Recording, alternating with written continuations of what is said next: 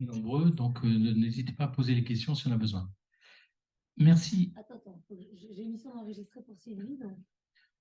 D'accord. Merci. Voilà. Donc, merci d'être là ce soir. La majorité d'entre vous connaissent Aude Mirkovic depuis longtemps, pour certains d'entre vous, mais je voulais quand même un petit peu la restituer de façon à ce que vous sachiez tous un petit peu qui est Aude, pour ceux qui la découvrent ce soir. Donc, tu es juriste, universitaire et essayiste. Après des études de droit, tu obtiens ton doctorat en 2001, ta thèse sur la personne humaine, étude visant à clarifier la situation en droit de l'enfant à naître en 2001, donc il y a déjà plus de 20 ans, est récompensée par une mention très honorable avec les félicitations du jury.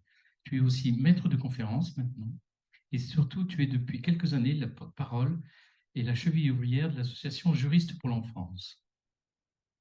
Cette association œuvre avec persévérance et efficacité en faveur du droit des enfants.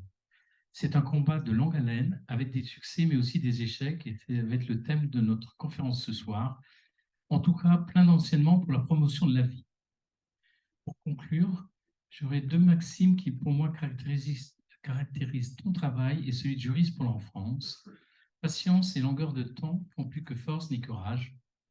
Et la deuxième, c'est bienheureux les doux, ils obtiendront la terre. Pour ceux qui ont un peu médité sur cette maxime, c'est vraiment la réalité. J'ai remarqué dans la vie, moi je suis un peu trop fonceur, machin, et quand je voyais des doux, mais qui étaient persévérants, c'était vraiment eux qui obtenaient la terre. Voilà, donc bonne conférence, et merci Aude d'avoir accepté.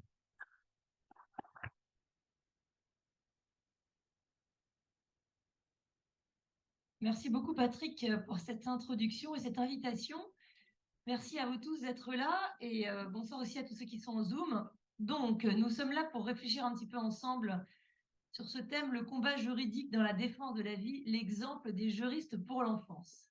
Donc, en effet, je fais partie de l'association Juristes pour l'enfance, qui, comme son nom l'indique, est composée de juristes essentiellement, mais aussi des professionnels engagés au service de l'enfance dans d'autres domaines, mais surtout des juristes qui ont le désir de mettre eh bien, ce qu'ils savent faire, c'est-à-dire leur expertise juridique, au service de l'enfance sur le terrain du droit. Et donc, nous sommes une association pour la promotion et la défense des droits de l'enfant. Donc, j'imagine que le but de nous donner la parole devant vous ce soir, hein, c'est de faire connaître un petit peu ce combat juridique que nous menons.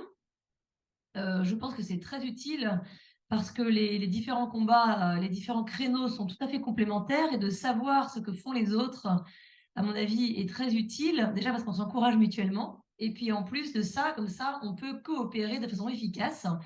Et et puis en plus de ça, il n'y a pas vraiment de cloison, hein, dire que il n'y a pas, nous ne vivons pas chacun avec des créneaux dans notre vie, le créneau juridique, le créneau, je sais pas, éducatif, le créneau citoyen. Enfin, voilà. Donc mine de rien, tout ça se réunit bien sûr, hein, je pense que en fait ce créneau juridique dont nous allons parler ce soir, il concerne tout le monde. Alors, nous sommes sur le terrain juridique parce que nous sommes des juristes. Mais il est bien évident pour nous et pour tout le monde, hein, que le combat juridique, que le terrain juridique n'est qu'un seul aspect de toutes les questions que nous traitons. Le créneau juridique n'est pas le seul, il n'est même pas le plus important à mes yeux de la cause pour le bien commun, hein, pour la vie en général, à laquelle nous nous dévouons. Je ne sais pas vous, mais moi, quand je prends mes décisions, je ne commence pas par ouvrir le code civil pour voir ce qu'il me dit, hein. C'est-à-dire que le droit évidemment, régule la vie en société et donc informe nos vies, mais enfin, pour moi, ce n'est pas la première référence, franchement. Donc, j'imagine qu'il en va de même pour vous. Donc, le créneau juridique est loin d'être le seul, il n'est même pas sans doute le plus important dans l'ordre des priorités, mais il est quand même très important puisqu'il ne faut rien négliger. Et sinon, je ne serais pas là, bien sûr, hein, je me serais investie dans un autre créneau. Donc, tous les créneaux, tous les aspects, le domaine anthropologique, philosophique, éducatif, économique, même scientifique, bien sûr, tous les prismes sont importants chacun dans leur ordre. Et ils sont même tous essentiels, parce que justement, on a besoin de tous. Et donc, il n'y a vraiment pas de concurrence, hein, je pense. Il y a une complémentarité dans toutes les formes d'engagement. Et je crois c'est l'occasion, hein, de faire attention. Moi, je participe, et là, c'est même moi-même, sans doute, hein, même si j'essaie de l'éviter, à des conversations sans fin où on réfléchit, est-ce qu'il vaut mieux faire ceci ou cela? Et en fait, à la fin, personne ne fait rien. Et donc, est-ce qu'il vaut mieux s'investir dans le caté ou aller, je ne sais pas moi, voir les parlementaires ou s'occuper des scouts ou faire du soutien scolaire ou aller voir des personnes âgées à l'hôpital? Mais peu importe, il faut tout faire, bien sûr, et que chacun trouve le créneau qui lui correspond à tel moment. Et ce sera très bien comme ça. Donc voilà, tout ça pour dire que je relativise le propos, hein. Le créneau juridique n'est pas le seul, mais c'est celui qui nous occupe ce soir. Et en tout cas, le créneau juridique, comme les autres, a son importance. D'abord parce que le droit, eh bien, définit le cadre dans lequel nous vivons, et ce cadre n'est pas indifférent, hein, parce que nous pouvons avoir des structures de vie ou des structures de mort, des structures qui nous aident à faire le bien ou des structures qui nous le rendent plus compliqué, voire même carrément héroïque. Alors certes, la loi n'oblige personne, encore que, hein, justement, c'est de moins en moins vrai. Bon, enfin, je vais prendre un exemple, par exemple celui de la procréation médicalement assistée avec donneur, etc. Bon, c'est pas parce que la loi a ouvert la PMA, et en plus de ça très largement depuis la loi 2021, à toutes les personnes qui ont un projet parental, que les gens sont obligés de faire des PMA. Chacun garde la responsabilité de ses actes.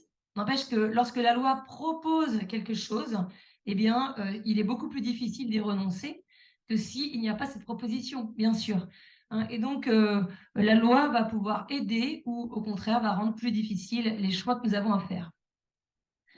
Par ailleurs, le terrain juridique nous concerne tous parce que la loi, c'est l'affaire de tous, hein. C'est-à-dire que nous sommes tous concernés.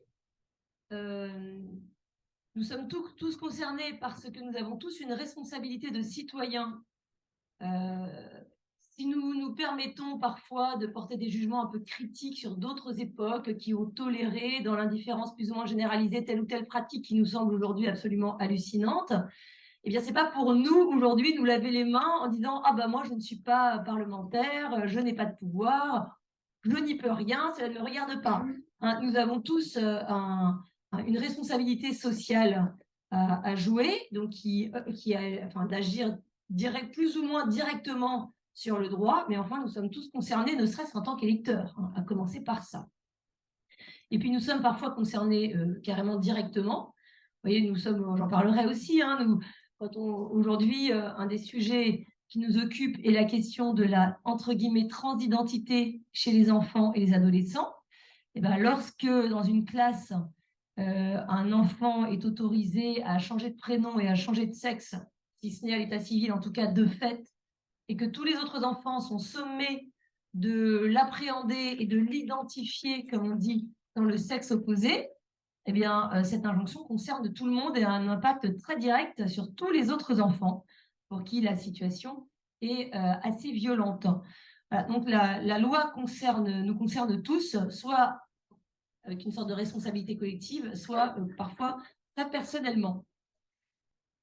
Le droit est très important parce que le droit, c'est le socle sur lequel sont régulées, organisées les relations sociales. Pas le seul, mais on va voir qu'en fait, il devient de plus en plus le seul.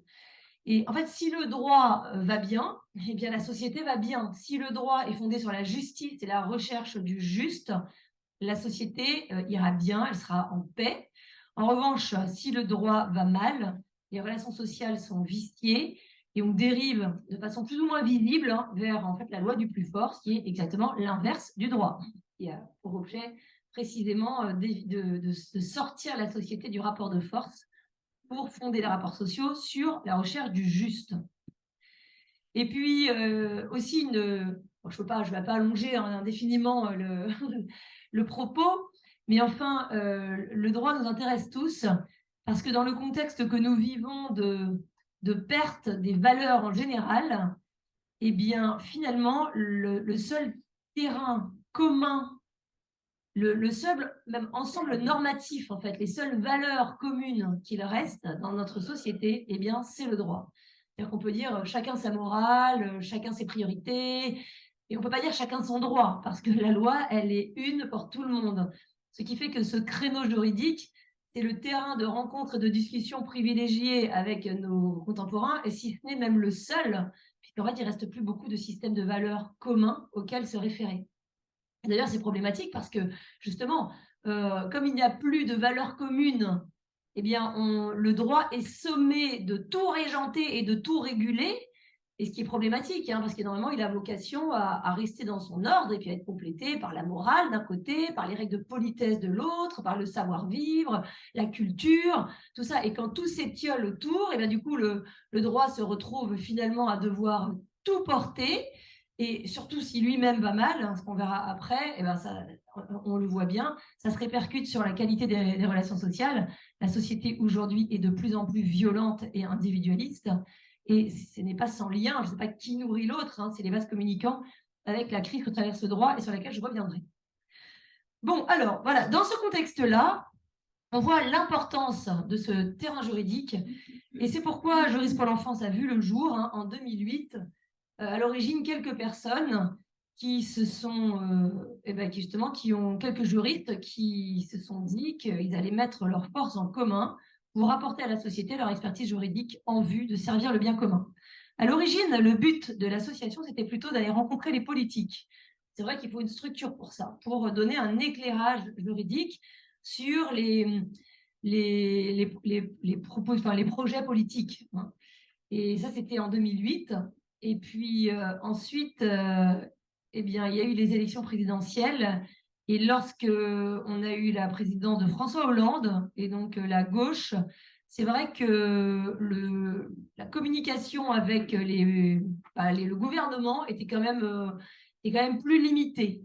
Alors, je dis pas, j'idéalise absolument pas le gouvernement d'avant, mais enfin, on avait des rendez-vous avec les directeurs de cabinet des ministres et on pouvait parler, on avait des demandeurs d'expertise juridique. Après, il faut dire que l'expertise juridique, franchement, je me demande qui s'en souciait, mais plus grand monde. Et bien, du coup, nous, comme on n'était plus tellement ni demandé, enfin, l'expertise juridique, en fait, n'était pas demandée, enfin, moins, en tout cas, beaucoup moins prise en considération, eh bien, nous avons plutôt réorienté l'association vers l'action en justice. Et donc, aujourd'hui, en fait, on fait les deux, hein, mais notre créneau d'action, c'est d'agir en justice pour la promotion et la défense des droits de l'enfant, plus ou moins. J'y reviendrai. Donc, nous faisons des procès. Et ça, c'est vraiment notre cœur de métier parce que c'est vraiment le boulot des juristes, si je puis dire. Hein. Alors, pour dire un petit peu, voilà, pour concrétiser un petit peu tout ça, eh bien, je voudrais préciser en quoi consiste notre action sur ce terrain du droit. Et d'ailleurs, j'espère que ça pourra donner des idées et peut-être des vocations, hein, à beaucoup, parce que vous allez voir qu'en réalité, il y a beaucoup de choses qui sont à la portée de tous. Alors, c'est vrai qu'avoir une structure, bien sûr, ça aide. Et d'ailleurs, on peut nous rejoindre.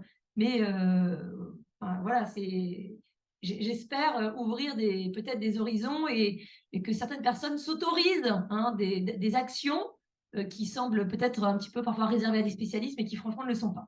Alors, nous agissons d'abord en justice, c'est notre cœur de métier. Et donc, nous agissons devant les juridictions nationales ou internationales, notamment la Cour européenne des droits de l'homme, mais c'est très difficile d'être jugé recevable devant cette juridiction. Et concrètement, lorsque malheureusement le cas se présente, nous soulevons l'illégalité des textes réglementaires et des décisions administratives lorsqu'elles ne respectent pas les droits des enfants. Alors, nous avons en ce moment, par exemple, un recours devant le Conseil d'État contre la circulaire Blanquer de septembre 2021 qui a donné justement la consigne aux établissements scolaires de mettre en œuvre dans le contexte scolaire ce qu'on appelle la transition sociale demandée par les élèves, c'est-à-dire la demande d'être identifiées, appréhendées dans le sexe opposé. Donc des filles qui demandent à être traitées comme des garçons qui demandent à être traités comme des filles.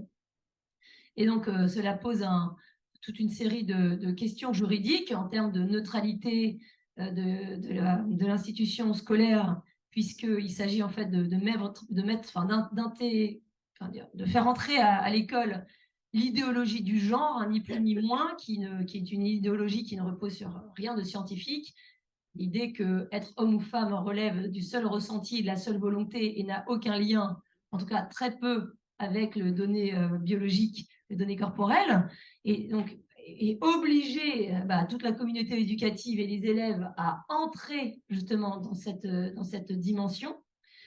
Et puis, il y a plein d'autres questions comme la question de l'intimité, la vie privée, la sécurité de tous les autres élèves. On pourra y revenir si vous le souhaitez.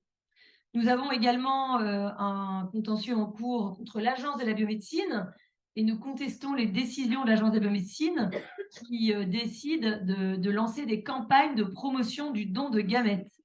Certes, la loi française autorise la procréation médicalement assistée avec donneur, donc de concevoir des enfants qui seront délibérément privés de leur filiation biologique pour les rendre disponibles pour réaliser le projet parental d'autrui. Et certes, la loi française permet ça, mais c'est contraire aux droits internationaux de l'enfant qui ont donc une valeur supérieure à la loi française, et notamment la Convention des droits de l'enfant de l'ONU, qui pose le droit pour tout enfant, dans la mesure du possible, de connaître ses parents et être élevé par eux. Bon, voilà, donc alors je vous le dis tout de suite, ça ne marche pas toujours parce que nous avons attaqué une première campagne de l'Agence de la biomédecine et nous avons perdu. Alors pourtant que la loi de bioéthique de 2021 nous a donné raison puisqu'on a modifié la loi justement pour respecter les droits de l'enfant. C'était bien la preuve qu'avant on ne les respectait pas. La loi de 2021 a ouvert le droit pour les enfants nés d'un don de gamètes de connaître à leur majorité, s'ils le souhaitent, l'identité de leur donneur. Donc pour nous, bien sûr, ça ne va pas du tout assez loin pour respecter les droits de l'enfant, parce qu'on n'a pas dit que l'enfant avait le droit, s'il le souhaite, de connaître l'identité de son géniteur à 18 ans, après avoir passé toute son enfance et son adolescence sans père, et puis en fait toute sa vie aussi, parce que le donneur n'a pas forcément vocation à devenir un père, même une fois qu'il est connu. Et donc nous avons un deuxième contentieux en cours. On verra. Donc je peux vous dire tout de suite, c'est vrai que les succès judiciaires sont rares, mais ils existent. J'en reparlerai après. Et de toute façon, un jour ou l'autre, ça portera des fruits. Parce que c'est vrai que pour l'instant, il y a une espèce de, je sais pas, d'incapacité des juges à vraiment prendre au sérieux les droits de l'enfant, comme si c'était, je sais pas, une espèce de tapisserie pour faire joli dans le décor. Mais il fallait surtout pas en tirer des conséquences trop pratiques et surtout mettre de limites à nos désirs individuels. Donc nous sommes là pour que les libertés fassent son chemin et un jour ou l'autre, nous ne désespérons pas du tout, bien au contraire, que justice soit enfin rendue. Alors donc nous agissons également pour faire cesser des atteintes constatées aux droits de l'enfant. Alors, par exemple, nous avons déposé des plaintes contre des sociétés étrangères qui viennent vendre leur gestation pour autrui sur le territoire français aux Français. Vous avez tous entendu parler, j'imagine, du salon Désir d'enfant qui se tient chaque année à l'espace Champéret à Paris. Bon, donc là, vous avez carrément dans des stands en open space les commerciaux des cliniques américaines, canadiennes, ukrainiennes qui viennent proposer leur catalogue de vendeuses d'ovocytes, de mères porteuses, de vendeuses de sperme. On peut tout choisir, on peut tout acheter. Et nous avons quand même eu la satisfaction, bien que qu'il n'y ait pas eu de poursuite encore, qu'à la dernière édition en 2022 du Salon Désir d'enfant, il n'y avait plus de stand de GPA. Ce qui est quand même déjà pas mal. En fait, c'est ça le but ultime. Mais les sociétés continuent à démarcher. Elles font des tournées qui sont annoncées sur Internet, donc c'est très facile d'être au courant. Et par exemple, en septembre dernier, une société américaine a fait une tournée en France. Donc, ils sont passés à Paris, Marseille, Lille, Lyon et encore une autre ville qui m'échappe maintenant. Et donc, à Lyon, Marseille, nous avons envoyé du monde à ces réunions de promotion pour récupérer des documents contractuels, enregistrer et puis pouvoir déposer des plaintes puisque à Paris, le parquet laisse faire. Nous espérons que dans les villes de province, peut-être des procureurs vont faire leur travail. On leur demande juste d'appliquer la loi, parce qu'il y a dans le code pénal un délit qui s'appelle le délit d'entremise en vue de la GPA, qui sanctionne le fait de se porter intermédiaire entre des mères porteuses et des clients. Donc c'est exactement ça qu'ils font. Et franchement, les enquêtes ne sont pas difficiles à mener. Là, il n'y a pas de difficulté du tout, puisque ce que nous reprochons à ces sociétés, elles s'en vantent. C'est leur argument commercial, c'est écrit sur leur flyer, sur leur site internet. Nous avons déjà aidé beaucoup de Français à avoir des enfants par des GPA. Venez chez nous, nous avons un taux de réussite exceptionnel. Et même carrément le commercial qui présente la société américaine, c'est un homme français qui a eu recours à la GPA avec son conjoint, donc il est aujourd'hui divorcé, mais enfin peu importe, il y a quelques années, et il est devenu commercial. Comme ça, on a même affaire à un Français qui a fait lui-même une GPA, donc qui peut tout expliquer, qui peut rassurer, qui peut donner envie. Voilà, donc, et voilà, nous faisons ce genre de choses-là. Et d'ailleurs, justement, cette société américaine, comment est-ce qu'elle a annoncé sa tournée en France? Grâce à Internet.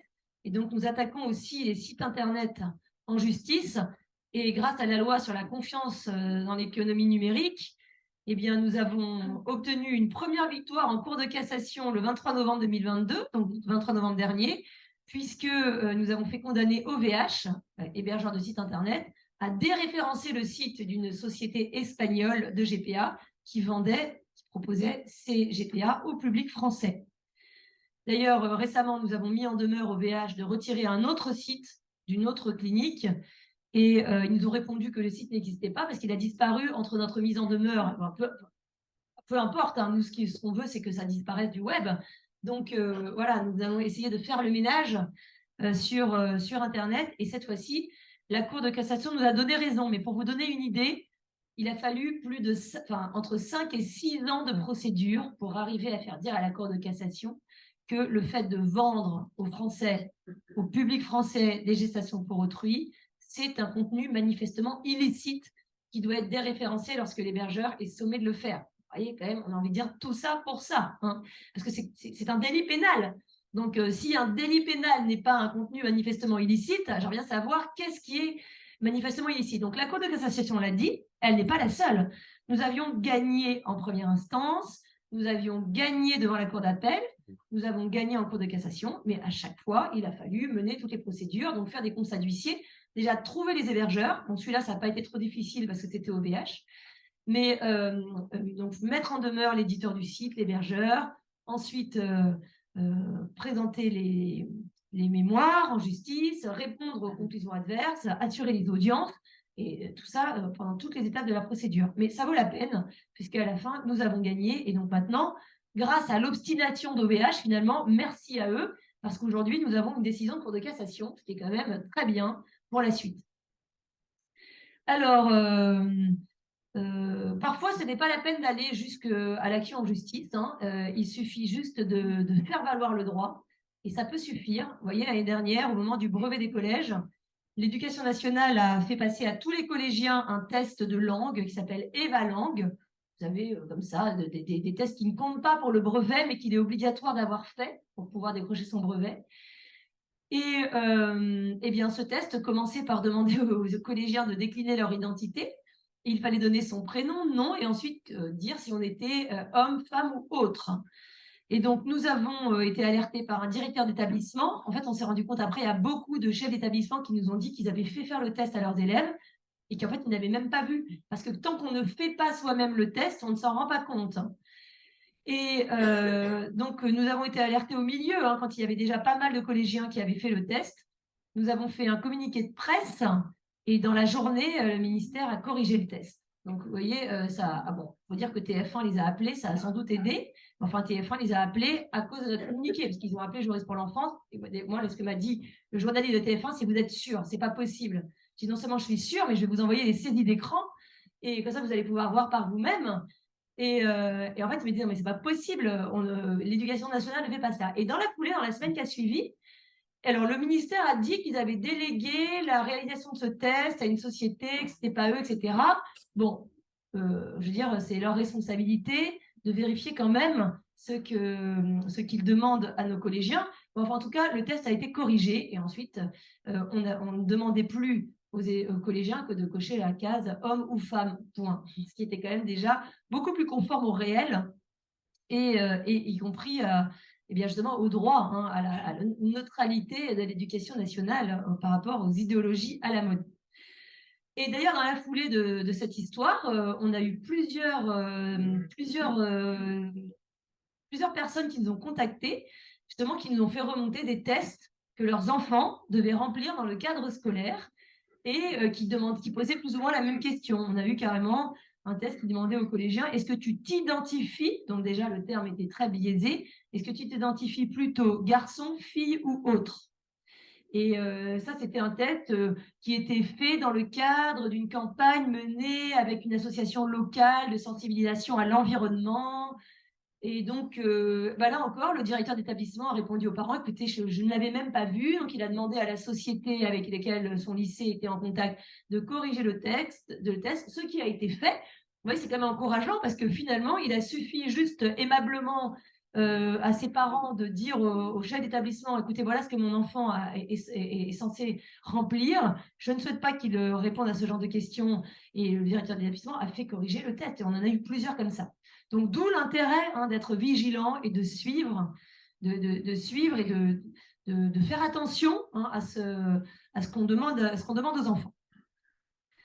Alors, et puis, vous voyez, parfois, certains ont l'impression qu'une fois qu'un combat est perdu, entre guillemets, on passe à un autre en attendant de le perdre et de passer au suivant. Donc, bon, ça, c'est les esprits chagrins qui disent ça, je n'en fais pas partie. Mais on dit, voilà, on a perdu sur la PMA, donc maintenant, vous vous battez sur la GPA, mais la PMA, quand même, il faut continuer. Ben, bien sûr qu'il faut continuer, d'ailleurs, c'est ce que nous faisons. Et par exemple, là, nous venons de déposer un recours dans le Conseil d'État contre la décision de refus du ministère de la Santé de détruire les stocks de gamètes anciens qui existent. Donc, ce sont des stocks de gamètes qui sont couverts par l'anonymat du donneur. La loi de 2021 ouvre la possibilité pour les personnes issues de dons d'accéder à l'identité de leur donneur.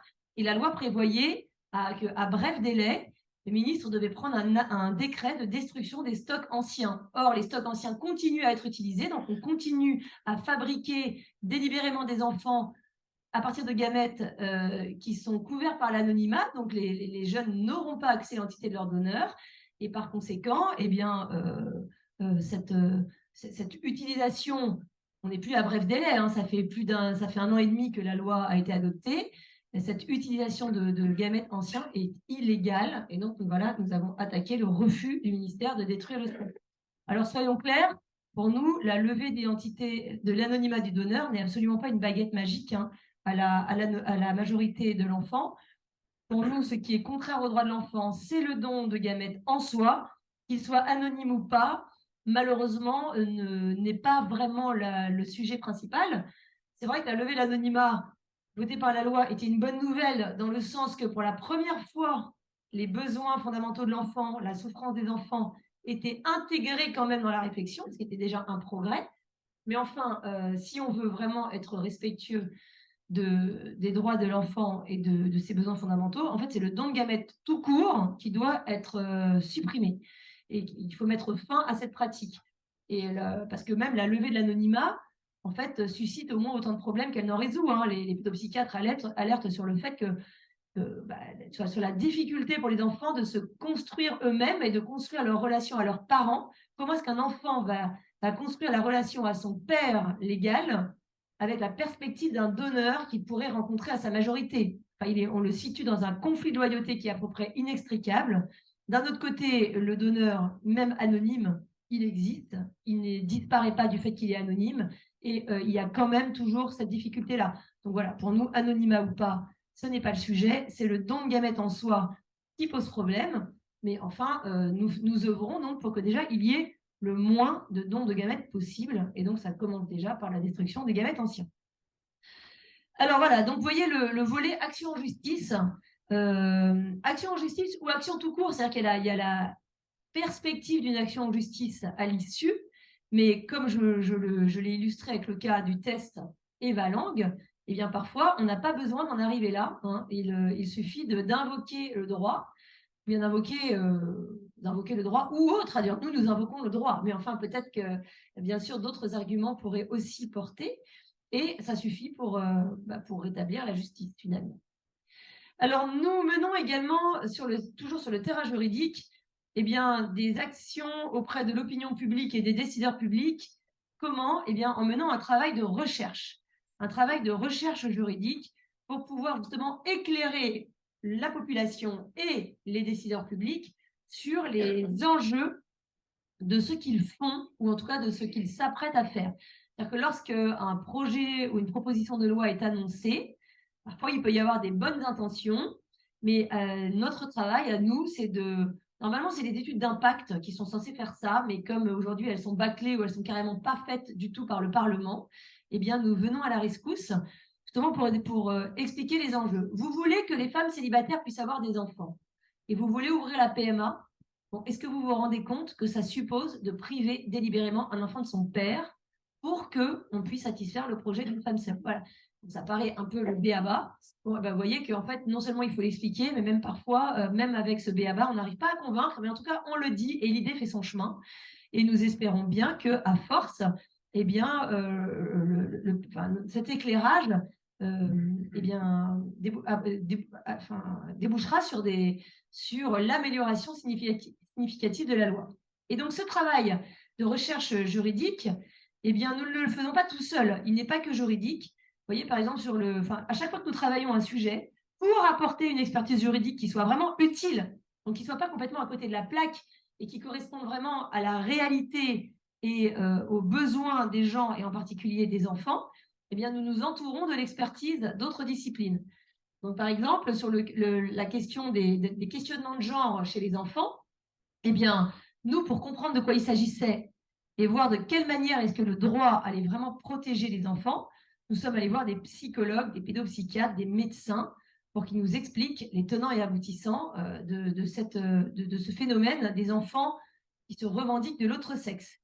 Et puis, nous sommes dit que cette expertise extrêmement précieuse pour nous, eh bien, nous pouvions aider à la développer, à la susciter. Et donc, c'est pourquoi nous avons organisé un colloque.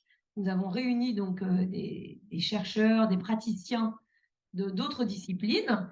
Et puis, donc, pour développer de façon scientifique cette fois-ci, pas juste une expertise qui est donnée à titre amical ou même à titre professionnel, mais enfin qui reste un petit peu confidentielle.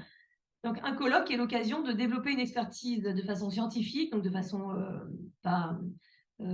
organisée, complète, de faire le tour du sujet. Et devant le succès de ce colloque et justement la qualité des interventions, et ben, nous avons fini par éditer ce livre, vous voyez, Questionnement de genre, que beaucoup d'entre vous connaissent déjà. Questionnement de genre chez les enfants et adolescents, qui est paru chez Artege en 2022, à la fin de l'année, il y a quelques mois, et qui donc réunit des prises de parole d'un médecin, un pédopsychiatre, un psychologue, des juristes, comme votre servante, un intervenant en milieu scolaire en formation affective et sexuelle, un directeur d'établissement, voilà, justement pour que cette expertise soit à la disposition du plus grand nombre de ceux qui en ont besoin. Donc, en priorité des parlementaires, des chefs d'établissement scolaire, mais aussi de tout le monde, hein, des parents, puisque tout le monde est concerné, puisque tous les établissements scolaires sont plus ou moins concernés par ce phénomène. Nous avons fait la même chose cette année, donc en novembre 2022, nous avons organisé un colloque sur les violences sexuelles entre mineurs, parce que nous avons travaillé pendant des années la question de la pédocriminalité et des violences sexuelles des majeurs sur des enfants. Alors, je ne vais pas dire que la question est réglée, en tout cas d'un point de vue juridique, elle a quand même bien progressé, avec l'adoption de la loi qui a introduit dans le code pénal l'impossibilité d'un pseudo-consentement d'un mineur de 15 ans à un acte sexuel avec un majeur. Quand même, quelques mois avant, on avait encore des juridictions qui estimaient qu'une gamine de 11 ans était potentiellement consentante avec des adultes. Tout ça parce qu'elle ne s'était pas débattue, qu'elle n'avait pas crié, qu'elle n'avait pas dit non, alors que la gamine était complètement tétanisée et en état de sidération. Donc, d'ailleurs, c'est encourageant, hein, parce que je peux vous dire que ceux qui se battaient contre la pédophilie il y a 50 ans, franchement, ils avaient de quoi baisser les bras. Hein. À l'époque, on déroulait le tapis rouge sur les plateaux télé à des pédophiles notoires qui se vantaient de leurs exploits dans des bouquins. Et on voit que 50 ans plus tard, eh bien, ces gens-là sont au banc de la société. Les faits sont prescrits, donc ils n'iront pas en prison. Enfin, la prison, la prison sociale, elle est déjà là. Hein. Et donc, le témoignage des victimes et puis le travail persévérant de beaucoup de gens dans beaucoup de disciplines, eh bien, a permis d'aboutir à cette loi, hein, qui a écrit noir sur blanc dans la loi. C'est même pas la peine d'aller rechercher s'il y a... Non, il n'y a pas de possibilité d'un consentement d'un mineur de 15 ans avec un adulte. Eh bien, bon, donc une fois que ce sujet-là était déjà dégrossi. Après ça ne veut pas dire que ça n'arrive plus. Enfin, en tout cas, au moins, d'un point de vue juridique, on a quand même avancé. Eh bien, reste entier le champ des violences sexuelles des mineurs entre eux, hein, qui est en pleine explosion en raison notamment de la pornographie à laquelle sont exposés les mineurs, et si les violences sexuelles entre mineurs, entre enfants, ont toujours existé plus ou moins, là, on assiste à une explosion du phénomène et surtout à un seuil aussi, non seulement en nombre, mais en gravité, hein, parce que le porno donne des idées que les enfants n'auraient pas eu tout seuls, hein, et après ça, ils reproduisent, et puis même, ça cause des traumatismes chez eux qui les rend très violents, et cette violence, en fait, c'est une façon d'exprimer le mal-être des auteurs eux-mêmes, hein. Voilà, donc pareil, pour essayer de voir comment est-ce que le droit pouvait apporter quelques éléments de discernement et puis de prévention et ensuite de guérison de ces situations, eh bien, nous sommes allés chercher l'expertise, pareil, des médecins, des psychologues, des psychiatres, des éducateurs, de tous ceux qui s'occupent des enfants dans les foyers, etc. Nous avons donc réuni ce colloque, violence sexuelle entre mineurs. Et en fait, ce n'était pas décidé avant, parce qu'on dit on va bien voir ce que donne le colloque. Si c'est intéressant, on publie. Si ce n'est pas plus intéressant que ça, ce n'est pas la peine d'écrire de publier des livres pour rien. Et donc, nous allons là, bientôt, dans quelques mois, à nouveau publier un ouvrage collectif, justement, qui réunit l'expertise pour redonner un peu de contenu et de souffle au projet éducatif de toutes ces structures qui se dévouent pour l'enfance, mais qui, en fait, sont en panne de projet éducatif, parce que la société n'a plus rien à proposer aux jeunes. Et concrètement, il faut vraiment sortir les enfants du discours officiel sur la sexualité, qui se contente d'éviter les grossesses non désirées, d'éviter les MST et de vérifier que tout le monde est d'accord. Comme s'il était possible que les enfants donnent un consentement à des actes sexuels, alors qu'ils sont incapables de réaliser de quelle manière ça les engage. Donc, c'est pourquoi voilà, le discours constructif, c'est que l'enfance, le temps de l'enfance n'est pas le temps de la sexualité, point. Voilà, c'est tout. Et que c'est comme ça qu'il faut éduquer les enfants. Ça ne veut pas dire que ça n'arrive pas, mais là, aujourd'hui, le discours officiel les pousse justement dans l'exercice de la sexualité précoce, avec tous les dégâts que ça fait. Donc, vous voyez, le travail juridique, il est lié avec les autres disciplines, et nous sommes un peu découvert cette mission de produire de l'expertise juridique. Bon, et nous essayons de contribuer à l'avènement d'un droit plus juste, justement en travaillant avec les parlementaires. Nous travaillons en produisant des commentaires des projets de loi, des notes, nous faisons des propositions d'amendements, nous essayons d'éclairer ceux qui prennent les décisions. Nous sommes auditionnés régulièrement par les commissions parlementaires. Il y a beaucoup de gens qui pourraient être auditionnés par les commissions parlementaires et prendre la parole, mais simplement, il faudrait se décomplexer et arrêter la fausse humilité. Ah, mais moi, je ne sais pas, j'ai peur de dire des bêtises, je ne m'y connais pas assez. Je peux vous dire que les gens qui sont auditionnés par les commissions n'ont pas les mêmes complexes que nous, et que... de toute façon, la politique de la chaise vide, c'est la pire, hein. Et si parfois on regrette, on a oublié de dire ça et on aurait mieux dit, si on a, tant pis, la fois d'après, on essaie de s'améliorer. Mais en tout cas, ce qui est sûr, c'est que nous avons des choses à dire, et nous avons plus la parole en fait que nous le pensons. Bon, et puis, nous avons développé récemment aussi tout un volet de nous adresser aux instances internationales. Et je vais juste donner 2 exemples pour ne pas allonger le propos. Nous avons créé un groupe d'enfants, enfants au sens juridique du terme, au sens de la Convention internationale des droits de l'enfant de l'ONU, donc les mineurs de moins de 18 ans. Parce que la France a ratifié la Convention internationale des droits de l'enfant. Il y a un organisme de l'ONU qui s'appelle le Comité des droits de l'enfant, qui a pour mission de suivre l'application que font les États de ce texte et de voir en fait dans quelle mesure est-ce qu'ils respectent leurs engagements vis-à-vis des enfants. Et donc, ce comité n'a pas de pouvoir contraignant, mais enfin, il fait un examen périodique des États et après, il adresse des recommandations.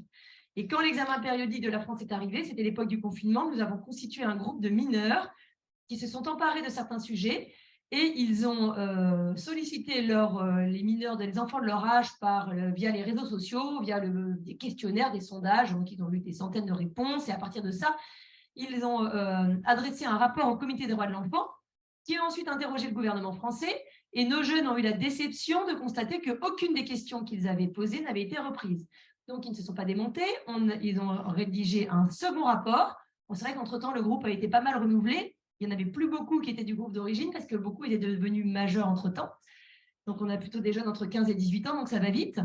Et là, ce groupe a donc renvoyé un nouveau rapport. Ils ont demandé à être auditionnés par le Comité des droits de l'enfant de l'ONU à l'occasion de la session des enfants qui se tenait en février 2023. Dans un premier temps, on nous a dit qu'ils ne pouvaient pas être reçus. Donc, on a insisté.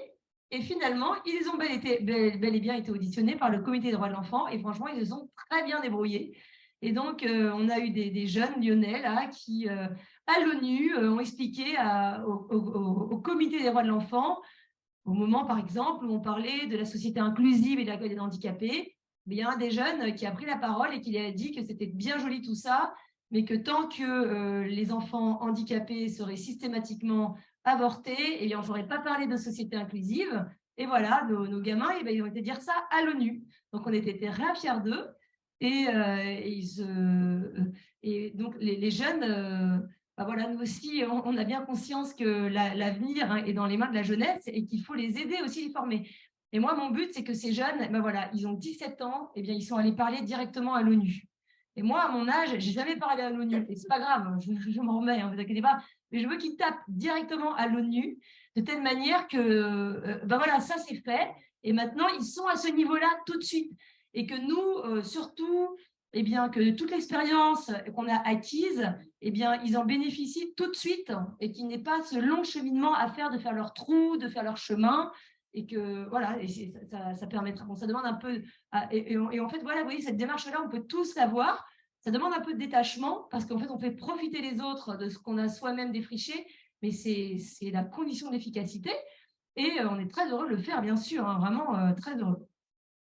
Alors, et puis, vous voyez, sur le terrain international, peut-être que vous en avez entendu parler, la semaine dernière, nous avons participé à Casablanca au Maroc, à une journée à l'occasion de laquelle a été rendue publique une déclaration qui s'appelle la Déclaration de Casablanca pour l'abolition universelle de la gestation pour autrui. C'est un texte tout simplement qui est signé par des experts qui sont essentiellement des juristes, des médecins, des psychologues, des sociologues, des philosophes aussi, enfin surtout médecins, juristes, psychologues. C'était le noyau de départ et du coup, c'est un peu le groupe d'arrivée, et qui demande aux États de s'engager dans une convention internationale pour l'abolition universelle de la GPA. Parce que contrairement à ce qu'on pourrait penser, il y a très peu d'États qui pratiquent la GPA, mais les sociétés commerciales de GPA rabattent chez eux des clients du monde entier, ce qui fait qu'en fait le marché est mondial, tous les États sont concernés, et donc le moyen d'y mettre fin, c'est une démarche à la hauteur de la situation, donc à l'échelon international. Et figurez-vous que ce texte a été signé par 100 experts de 75 nationalités, donc pour envoyer un message fort aux États. Donc après ça, la démarche politique, bien évidemment, elle demeure à faire, mais enfin, vous voyez, c'est un début.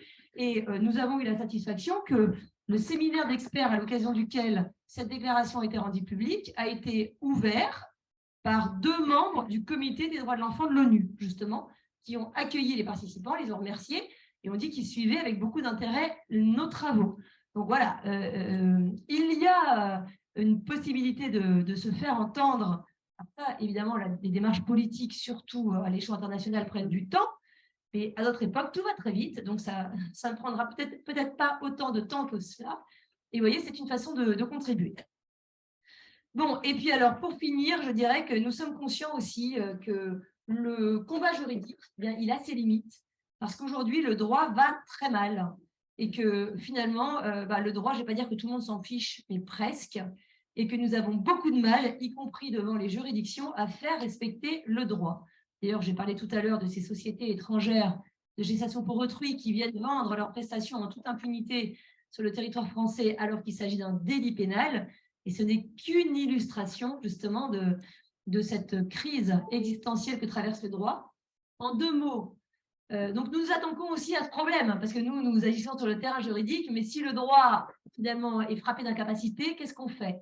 Et donc nous essayons de réhabiliter le droit et de le refonder sur des bases saines. Nous avons organisé un premier colloque il y a 2 ans, qui s'appelle « Le droit et le juste ». et qui avait pour but de faire le diagnostic. Qu'est-ce qui se passe avec le droit? Pourquoi plus personne n'a confiance dans la justice? Pourquoi est-ce que les décisions de justice ne sont pas appliquées? Pourquoi est-ce que les lois disent une chose et sont au contraire le lendemain? Et bon, le diagnostic a été assez vite fait, et que au fil du temps, le droit le droit à l'origine, c'est la recherche, c'est l'outil au service de la justice. Et l'outil qui a pour but de rechercher le juste, la solution juste. Et comme le droit a été finalement coupé de son fondement transcendant, de son objectif de justice, que la morale était considérée comme une entrave insupportable à la liberté, et on a préféré fonder le droit sur la volonté individuelle, en tout cas sur la volonté. Et ça donne la Déclaration des droits de l'homme et du citoyen de 1789, la loi et l'expression de la volonté générale. Quelques générations plus tard, la volonté générale, tout le monde s'en fiche. Ce qui compte, c'est la volonté individuelle, mais on est toujours avec le droit qui est un produit de la volonté. Bon, c'est très schématique ce que je dis, mais enfin, c'est quand même vrai. Et du coup, nous nous attelons à cette tâche de refondation du droit. Et après ce premier diagnostic, nous avons un colloque en novembre prochain. Est-ce que on peut refonder le droit aujourd'hui dans le système très positiviste qui est le nôtre? Alors voilà, pour finir, eh bien, vous, peut-être que vous vous dites, bon, c'est super tout ce qu'ils font, mais moi, je ne suis pas juriste. Qu'est-ce que je peux faire? Eh bien, comme je le disais, vraiment, notre combat, c'est l'affaire de tous. Donc, tout le monde peut nous aider. Déjà, pour faire tout ça, tout le monde en est là, hein, mais nous avons besoin de donateurs, nous avons besoin de mécènes. Moi, je me suis consacrée à Juriste pour l'enfance. J'avais un boulot, hein, j'étais enseignant-chercheur à l'université, mais si je veux pouvoir travailler à temps plein à Juriste pour l'enfance, eh ben, il faut payer les gens. Et nous devons payer les avocats, même si tout le monde accepte d'être quand même peu rémunéré, il faut faire vivre la boutique. Donc, vous pouvez nous aider. Comment? Eh bien, tout simplement en faisant connaître ce que nous faisons. En nous faisant connaître, c'est-à-dire en relayant nos publications, nos actions, peut-être en proposant aux personnes que vous connaissez de s'abonner à nos lettres de diffusion. Voilà, en élargissant la base, c'est comme ça qu'on va trouver du monde. Et sur le lot, eh bien, on trouvera des personnes pour financer. Si vous connaissez des juristes, vous voyez, avec le cas particulier de la déclaration de Casablanca, parlez-leur de la déclaration de Casablanca pour qu'à chaque fois que quelqu'un va écrire un article dans une revue juridique ou de sociologie ou de médecine, il puisse à un moment ou à un autre parler de la déclaration de Casablanca sur l'abolition universelle de la GPA. Et ça permettra de contribuer à imposer cette déclaration comme un texte de référence sur la scène internationale. Et ça coûte rien. C'est juste d'avoir le souci de le faire. Je connais un juriste, je connais un médecin, je connais un psychologue, je lui envoie la déclaration de Casablanca. Et un jour ou l'autre, il aura l'occasion de la citer. Voyez ? Et puis surtout, c'est que nous nous entraînons tous les uns les autres à promouvoir des alternatives constructives. Nous avons besoin, quand nous luttons pour protéger les enfants des méfaits de la PMA, que d'autres promeuvent la restauration de la fertilité. C'est ce que fait le réseau Vie, que d'autres promeuvent des solutions alternatives, de promouvoir des fécondités alternatives, les familles d'accueil, le parrainage d'enfants, tout ça qui permet aux gens qui sont en désir de donner de l'amour et de l'affection, d'avoir des possibilités de le faire. Parce que c'est vrai que s'ils sont seuls face à leurs souffrances et leurs désirs, eh ben, ils vont se ruer dans la PMA, la GPA, quelles que soient les conditions et quel que soit le prix. Vous voyez, donc nous avons besoin tous d'avoir des médias, d'avoir de la culture, tout ça, qui soit aussi porteuse des valeurs qu'on essaie de défendre devant les tribunaux. Parce que sinon, il n'y a aucun écho. Vous voyez, donc tout ça, donc tout est lié.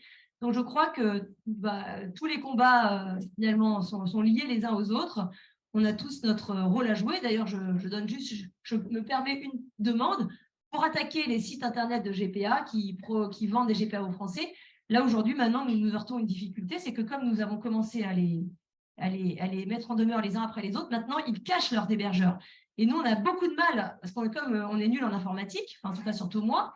Vous voyez, par exemple, si quelqu'un peut nous aider juste à identifier les hébergeurs des sites, eh ben, ça nous permettra de gagner beaucoup de temps et d'argent. Voilà, donc si par hasard, il y a dans la salle un informaticien qui peut nous aider là-dessus, vous voyez, finalement, tout le monde peut faire quelque chose. Et plus on connaît les actions les uns des autres, et puis on a la chance de pouvoir se rendre utile. Évidemment, si personne ne sait qu'on a besoin d'un informaticien, il ne va pas se proposer à Juriste pour l'enfance, c'est sûr. Allez, voilà. Donc, d'où je remercie le Réseau Vie pour cette occasion qui nous est donnée de faire connaître un petit peu ce que nous faisons, en espérant que ce sera encore plus efficace pour le bien commun de chacun et donc de tous. Merci beaucoup.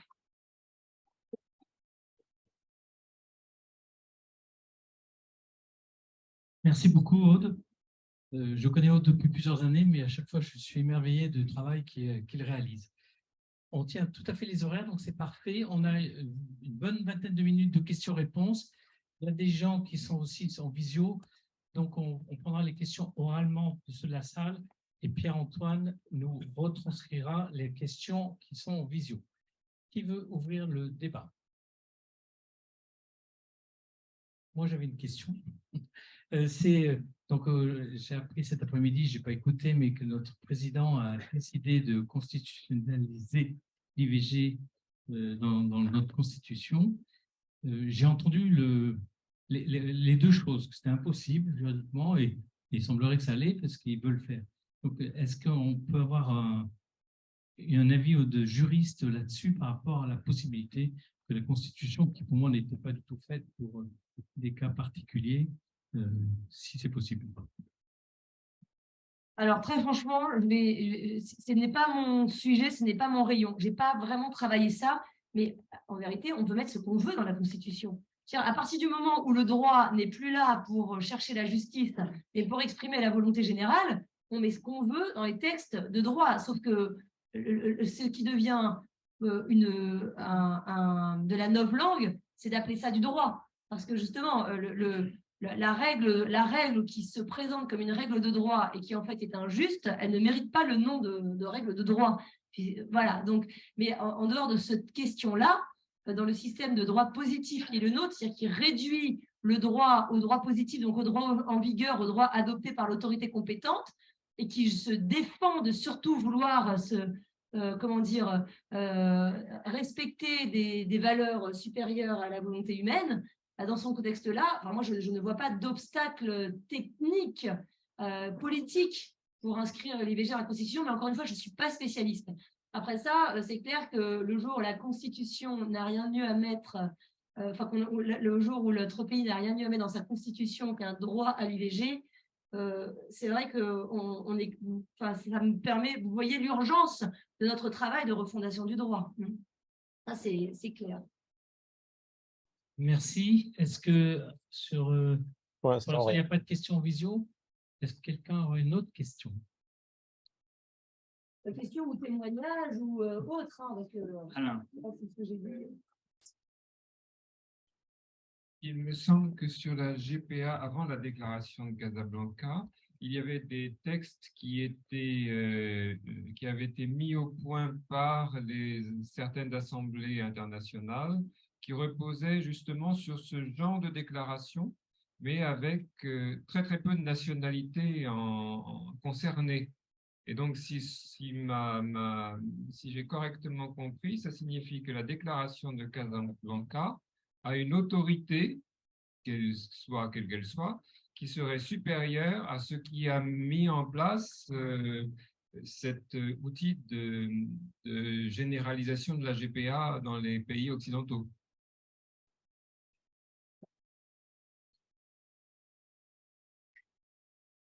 Alors, aujourd'hui, il n'existe aucun texte international qui autorise la GPA. Ça n'existe pas. La seule chose qui existe, ce sont des travaux de groupes d'experts qui sont plus ou moins mandatés par des États. Et notamment, il y a, par exemple, les travaux de la Convention de la Haye, qui est une organisation de droit international qui réunit notamment des juristes et qui a fait des propositions de conventions internationales d'ailleurs qui étaient fort utiles. Par exemple, la Convention de la Haye sur l'adoption internationale, elle est issue des travaux de ce genre de groupe. Mais là, donc, ce sont des travaux d'experts qui font des propositions. Et en effet, ils travaillent actuellement. Il y a un groupe d'ailleurs qui vient juste de rendre son rapport sur… alors, en fait, c'est sur la reconnaissance des filiations et notamment des filiations issues de la maternité de substitution, comme ils disent eux, mais c'est la même chose, c'est la GPA. Et donc, ils voulaient voir dans quelle mesure il était possible de définir les conditions auxquelles les États devraient reconnaître les filiations issues de GPA. Mais en fait, ce groupe arrive à une impasse aujourd'hui. Ils se contentent de dire que c'est faisable, mais eux-mêmes ne font pas de proposition, parce qu'en réalité, sous couvert de reconnaissance des filiations issues de GPA, ça revient à faire une proposition de convention encadrant la GPA. Ça veut dire à telle condition, vous devez reconnaître la filiation issue de cette GPA. Donc, ça veut dire que vous devez accepter ces GPA. Et de deux choses une, soit, à partir du moment où on fixe un cadre, soit lorsque le cadre n'est pas respecté, on ne reconnaît pas ces GPA, et dans ces cas-là, on revient au problème d'origine, qu'est-ce qu'on fait des enfants et compagnie. Soit on reconnaît les GPA même si le cadre n'est pas respecté, dans ces cas-là, à quoi sert le cadre? C'est sûr qu'il ne sert à rien. Et donc, en fait, c'est une impasse, mais c'est une impasse qui révèle un problème de fond, c'est que la GPA ne peut pas être encadrée, parce que ce ne sont pas les modalités, ce ne sont pas telles modalités ou tels excès qui posent problème et qui pourraient être résolus par un encadrement, c'est la GPA en elle-même le problème. C'est qu'il ne sera jamais éthique de commander à une femme de porter un enfant qui n'est pas le sien, un enfant qui a été conçu en laboratoire pour autrui et qui n'est pas le sien. Il ne sera jamais éthique de fabriquer un enfant par contrat qui est l'objet d'un contrat qui sera remis. Et donc, ces travaux, en fait, sont voués à l'échec parce que la GPA qu'on voudrait éthique n'existe pas et ne peut pas exister. Donc, vous avez les travaux de la Convention de La Haye. Vous avez aussi des groupes d'experts qui se sont réunis, par exemple, pour donner les principes de Vérone. Voilà, c'est exactement des conditions auxquelles la GPA pourrait être éthique.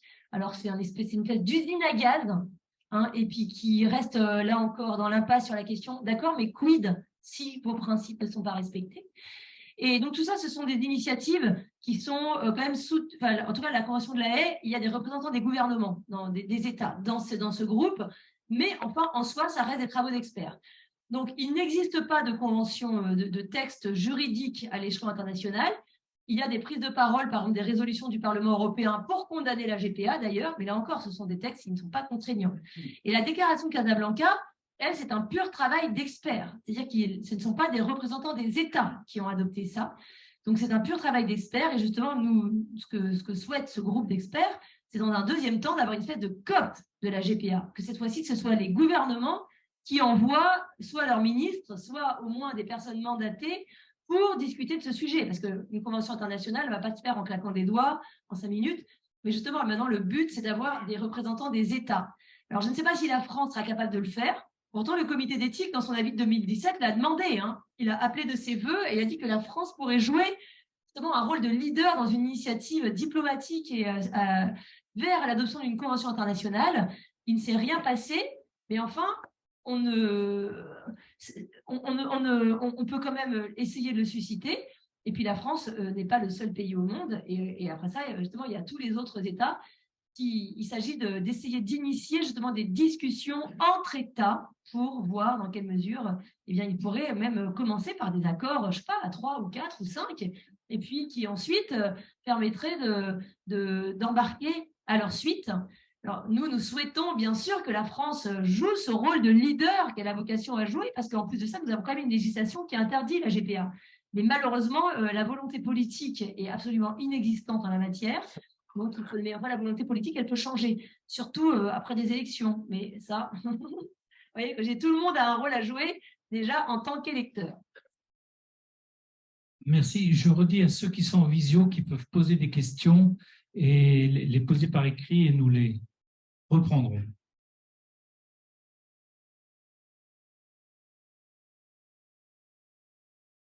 Oui, vous avez parlé de votre travail auprès des parlementaires ou des hommes politiques. Est-ce que vous êtes accueillis les bras ouverts par tous les partis politiques? Vous n'êtes pas obligé de citer les partis politiques qui vous accueillent les bras ouverts. C'est une question. Eh bien, en fait, à bras ouverts, je ne peux pas dire ça. De toute façon, il n'y a aucun parti politique qui nous accueille à bras ouverts. Il y a des personnes qui nous accueillent et aucun parti politique officiellement ne s'est engagé de façon unanime et officielle et expresse sur les combats que nous menons. Donc, mais en revanche, c'est très varié et selon les sujets, nous travaillons avec des parlementaires de tous les bords et de tous les partis. De tous les partis. Et notamment, par exemple, il y a eu plusieurs propositions de loi sur les violences sexuelles sur les mineurs. Donc, c'était un sujet qui était quand même assez consensuel. Pas consensuel maintenant, hein, parce que, et encore, ça a été quand même un petit peu difficile. Eh bien, on a été auditionné par moi, je suis régulièrement auditionnée par des parlementaires vraiment de tous les partis, des socialistes ou bien alors des républicains, de la République en marche, de tout le monde. Et les gens sont polis au Parlement, sont éduqués, et donc, en fait, ça se passe très bien. Après ça, à savoir s'ils sont convaincus, c'est autre chose.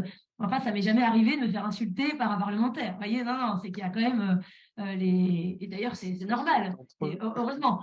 Il est possible de parler, et même parfois, on n'est pas dupe. Hein. Vous voyez, par exemple, même à l'époque des États généraux de la bioéthique, où on avait la parole tous, le nombre de gens qui disaient, mais en fait, ça ne sert à rien de s'épuiser, on ne nous écoutera pas. On ne nous écoutera pas, peut-être, mais si nous attendons d'avoir les circonstances idéales d'un débat parfaitement équilibré, avec des gens totalement honnêtes pour nous prendre la parole, mais en fait, on ne dira jamais rien. Et en attendant, même si les dés sont pipés, le simple fait de s'exprimer déjà, ça évite qu'au moins on s'appuie sur une pseudo-adhésion de la population à des projets. Et puis deuxièmement, les idées font leur chemin. Les idées font leur chemin. C'est-à-dire que quand des députés défendent des amendements au Parlement, même s'ils ne sont pas adoptés sur le coup, eh bien déjà c'est retransmis en direct sur les chaînes parlementaires. Donc il y a beaucoup de gens qui regardent ça. Ça reste écrit, ensuite, les chercheurs, tout ça, ils lisent toutes ces choses-là, et ça contribue à nourrir quand même la réflexion dans notre pays. Et encore une fois, un jour ou l'autre, ça porte ses fruits. Et puis d'ailleurs, ça emporte, hein, parce qu'il y a des choses, il y a des textes qui sont évités, qui sont un petit peu, dont les dégâts sont limités. Et c'est vrai que sur le débat parlementaire, pour l'instant, on se heurte quand même un petit peu à un mur idéologique. Ça c'est vrai. C'est vrai, mais il faut persévérer.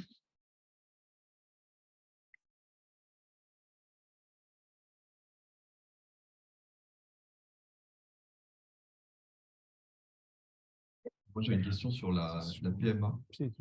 Est-ce que toute assistance médicale à la population doit être rejetée en bloc, ou est-ce qu'il y a des degrés d'assistance éthiquement acceptables? Je ne sais pas, par exemple, faire une assistance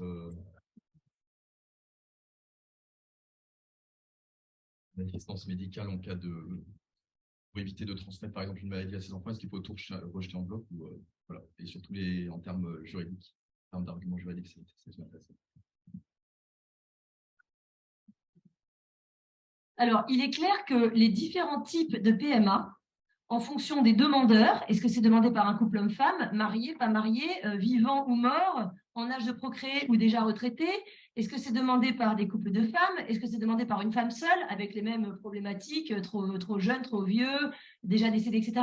Les différentes modalités, enfin les différentes situations des demandeurs, et ensuite les différentes modalités de PMA. Est-ce qu'on fait une PMA avec une insémination artificielle? Est-ce qu'il y a une fécondation in vitro?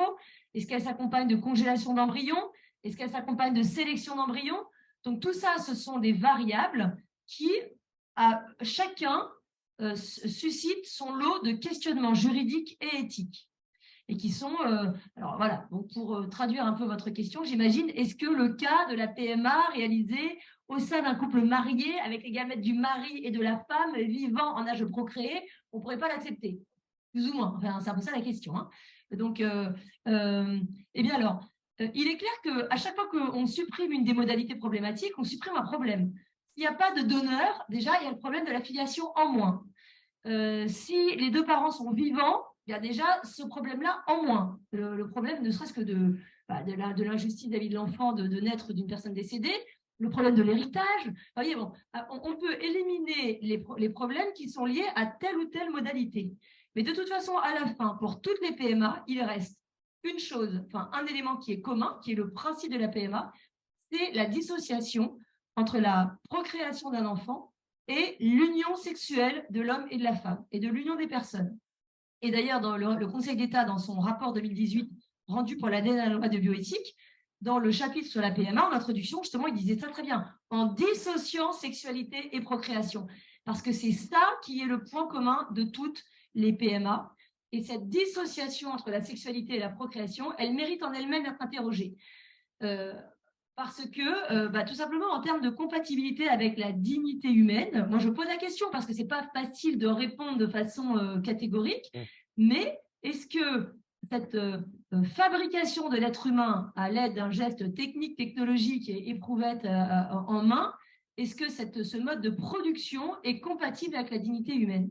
Voilà, et à chacun d'essayer d'approfondir ce point-là, parce qu'on passe de la procréation par l'union des personnes, par l'union sexuelle des personnes, à la production, à la fabrication de l'humain. Bien sûr que ce n'est pas voulu comme tel. Personne, enfin, dans les personnes qui recourent à la PMA, ils ne cherchent pas à fabriquer un enfant en laboratoire. Mais en revanche, c'est ce qui est accepté pour parvenir à l'objectif d'avoir un enfant. Donc, qu'on le veuille ou non, ce n'est pas l'objectif, mais c'est quand même ce qui est accepté. On fabrique en laboratoire un être humain. Donc, est-ce que c'est adapté? Alors, il n'y a pas de jurisprudence qui dise la fabrication d'un être humain en laboratoire, avec éventuellement sa congélation, est contraire à la dignité humaine. Mais moi, je peux vous garantir que dans quelques années, c'est aussi un de nos combats, la congélation des embryons sera caractérisée comme ce qu'elle est, à savoir un traitement inhumain et dégradant au sens de la Convention européenne des droits de l'homme. Parce que on est hyper habitué à des centaines de milliers d'embryons congelés dans les congélateurs des hôpitaux. Il faut juste réaliser ce que c'est. C'est qu'on suspend dans le temps le développement d'un petit être humain. Et je vous parle d'embryons qui ont un projet parental. Donc, pour moi, le projet parental n'est pas ce qui définit la nature de l'embryon. N'empêche que la loi, et chez mes collègues juristes, on aime bien distinguer entre ceux qui ont un projet parental et ceux qui n'en ont pas. Comme si c'était susceptible de faire une différence entre les individus. Mais tous ceux qui sont congelés, s'ils sont congelés, c'est parce qu'ils ont un projet parental, justement. Donc, y compris chez ceux qui ont un projet parental et qui sont donc considérés comme étant quand même ceux qui méritent des égards, eh bien, on leur impose cette congélation. Donc, le droit ne répond pas de façon claire et nette à ça. Là, on est plutôt sur un terrain anthropologique et moral. Mais ce phénomène-là, c'est qu'on fabrique un être humain.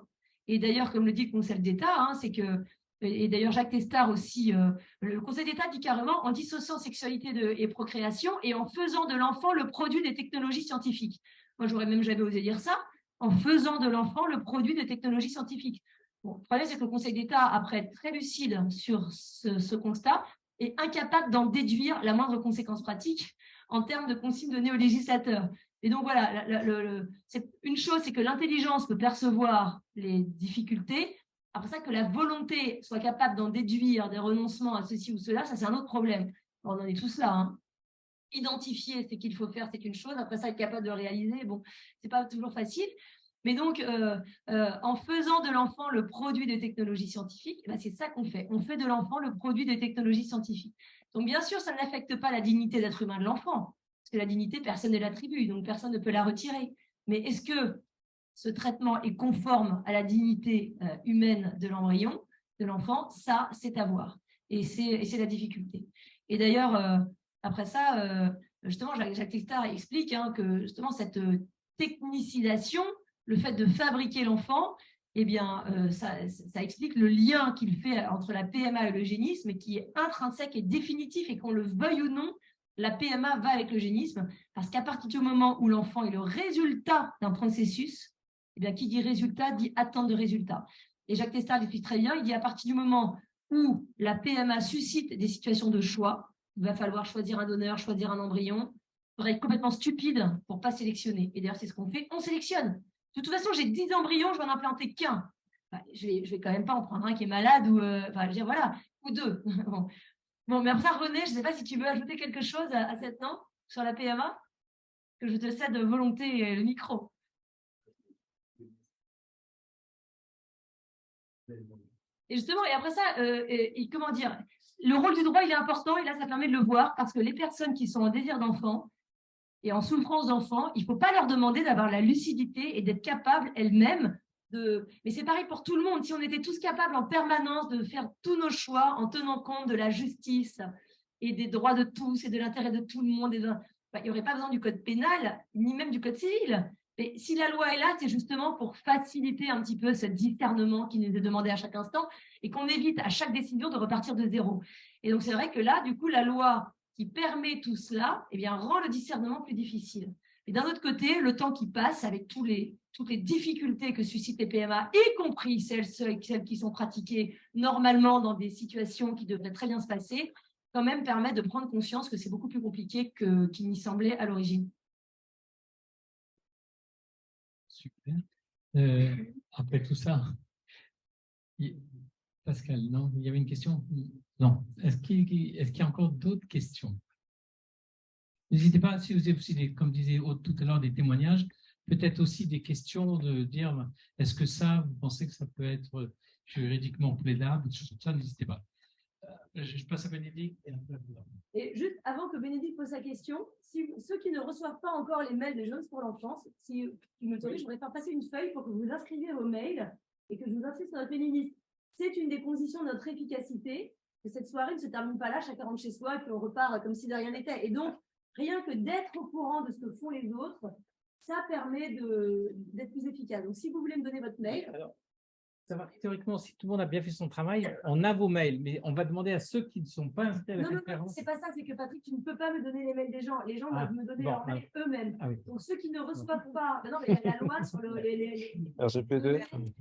Donc, je ne peux pas recevoir tes mails. Donc, en partant, on va mettre une table là-bas et puis vous pourrez. Mais en fait, pas en partant, et je vais rien pour la fin de C'est pratique.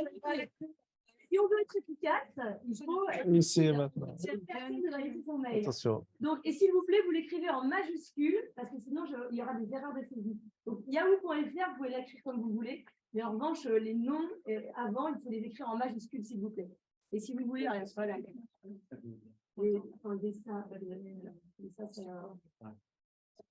donc comme ça. Et d'ailleurs, pendant que j'y suis, j'ai apporté des livres. Attention, je touche 0 centime sur aucun de ces livres. Hein. Ça, c'est notre livre Le droit et le juste sur le colloque dont je vous ai parlé. Et ça, c'est le livre sur les questionnements de genre chez les enfants et adolescents. Si vous, voilà, j'en ai quelques-uns, si ça intéresse. Donc maintenant, la question. Alors, dans quelle mesure l'expérience des pays qui ont déjà favorisé la transidentité, par exemple, outre la question de l'avortement qui a précédé la France avant 1975 dans d'autres pays, aux États-Unis par exemple, dans quelle mesure ces expériences et ceux qui en ont été victimes, puisqu'il s'agit quand même de mutilation pour des enfants devenus maintenant adultes dans certains pays, a pu vous permettre de mettre le doigt sur ce qu'il fallait changer. Alors, ils ne nous ont pas tout à fait permis de mettre le doigt sur ce qu'il fallait changer, ils nous ont libéré notre parole plutôt, parce qu'à la limite, ce qu'il fallait changer, on le savait déjà. Donc, de quoi est-ce qu'on parle? Donc, de la transidentité chez les enfants, et nous avons, entre guillemets, la chance que la France arrive un peu en retard. C'est-à-dire que nous, la transidentité chez les enfants a explosé au retour du confinement. Avant, c'était très confidentiel, mais ça existait déjà. Nous, on travaillait dessus déjà depuis longtemps. Hein. On avait été saisis par des chefs d'établissement déjà depuis plusieurs années, qui étaient confrontés à des demandes, Zoé en 3e et était inscrite par les parents comme Maxime en 2e. Donc, ça commençait déjà depuis longtemps. Et plus récemment, ce sont des parents qui nous appellent, parce qu'ils sont justement, ils assistent complètement sidérés à la demande du jour au lendemain de leur enfant d'être de l'autre sexe. Et donc, nous avons la chance de bénéficier de l'expérience des pays voisins, et notamment les pays du nord de l'Europe, et la Finlande et surtout la Suède, qui ont opéré de revirements à 180 degrés, puisque maintenant la Suède interdit la médicalisation des mineurs. Et vous avez le Royaume-Uni en dernier lieu, donc le 20 octobre dernier, le NHS, National Health Service, qui est l'autorité de santé locale, mais qui a du pouvoir là-bas, et qui a publié un projet de nouvelle directive sur la question de la dysphorie de genre, qui là aussi opère un revirement à 180 degrés, puisque non seulement ils demandent la fin de la médicalisation des mineurs, alors qu'ils ont transformé des centaines et des centaines d'enfants, mais en plus de ça, l'Angleterre va plus loin, c'est qu'ils déconseillent fortement la transition sociale chez les enfants. Ce qui est très intéressant pour nous, que nous, ça fait longtemps que nous disons qu'on ne peut pas séparer transition sociale et transition médicale, parce que la transition sociale, déjà, elle aggrave le mal-être de l'enfant, parce qu'en fait, elle lui donne le statut social qu'il réclame, mais du coup, qui va aggraver la discordance avec son corps et la façon dont lui-même se comporte. Et en plus de ça, elle enferme la transition sociale à l'enfant dans un processus. Il a un statut social, c'est le but. C'est un garçon qui a un statut social de fille.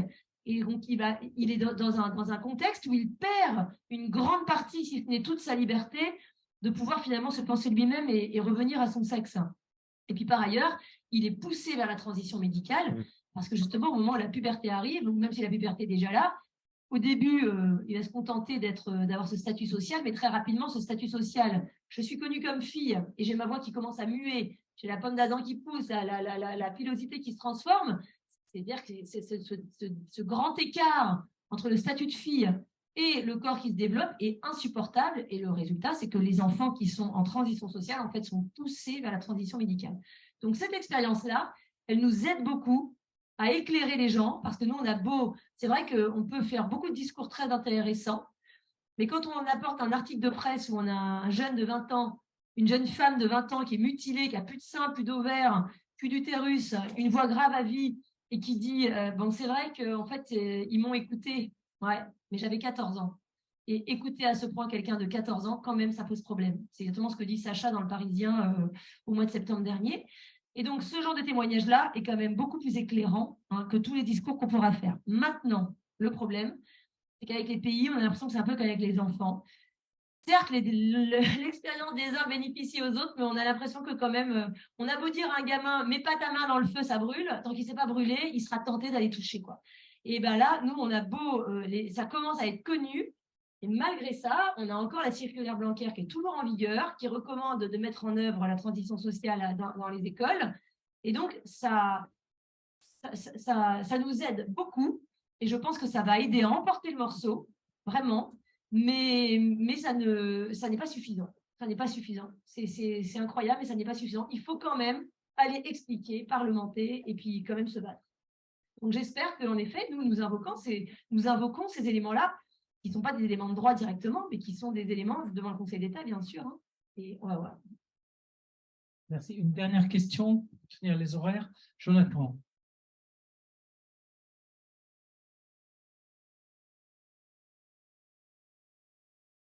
Merci.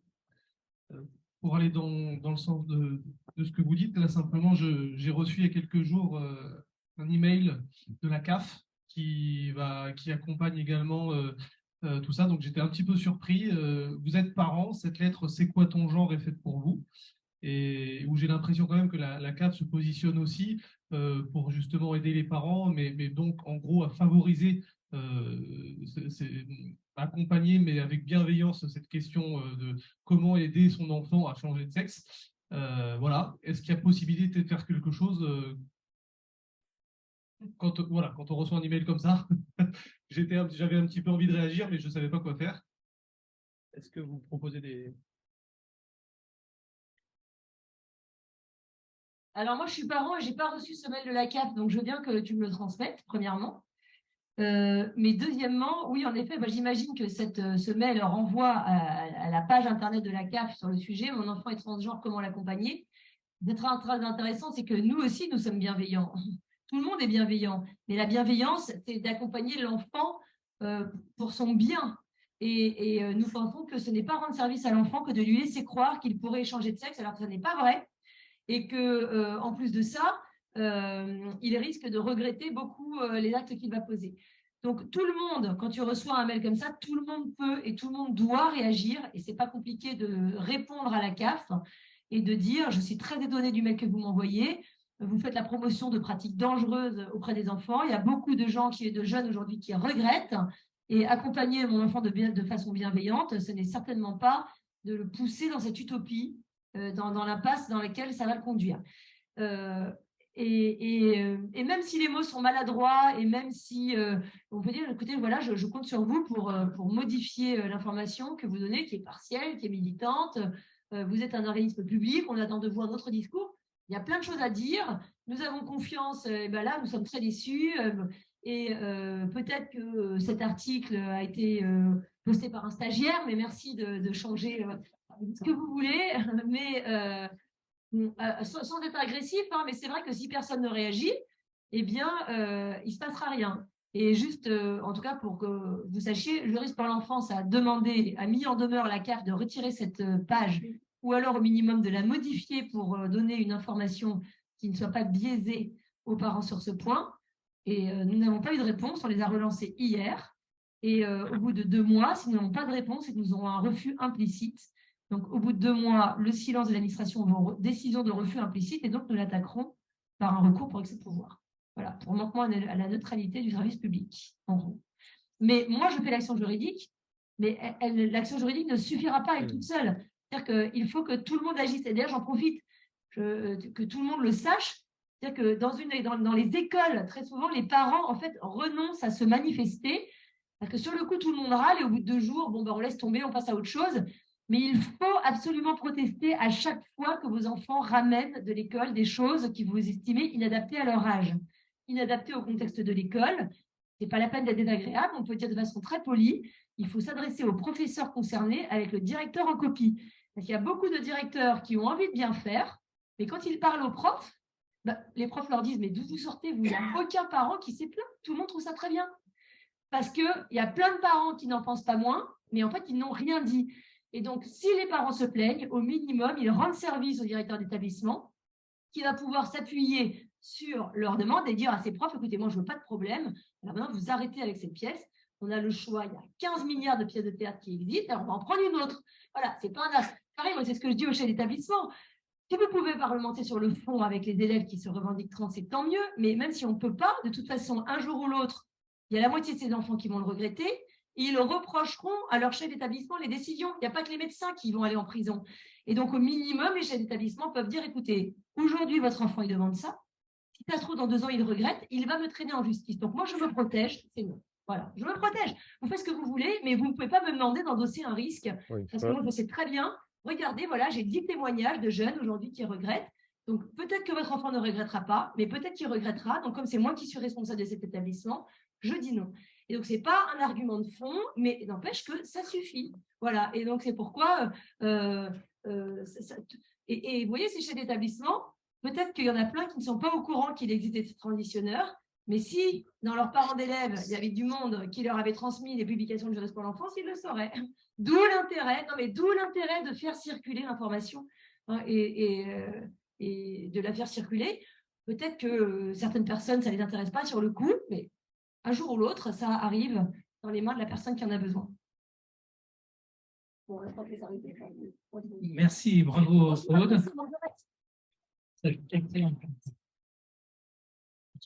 Je vous annonce la prochaine conférence. Vous avez compris, c'est les premiers mercredis du mois. Elle aura lieu dans 2 mois, le mercredi 3 mai, pardon, et nous accueillerons le docteur Pascal Pizochet, qui a écrit un livre sur la maternité blessée, qui viendra sûrement avec un de ses patients de porter son témoignage. Voilà. Merci encore. Merci Aude. Bonne soirée à tout le monde. De présentation de Jeunesse pour l'enfance, c'est pas la peine de les prendre pour rien, mais si vous connaissez des gens qui seraient susceptibles de soutenir ou quoi, prenez-en un ou 2 et juste vous leur remettez ça, voilà, et peut-être qu'ils vont le mettre à la poubelle, mais ça c'est pas grave. Et sur 50 prospectus comme ça qui sont donnés, il y en a un qui dira ah ouais bah voilà, ça hop, ça je fais un chèque. Voilà, c'est tout. Super, merci. C'est bon. Ma soirée, je vous donne ça. Merci.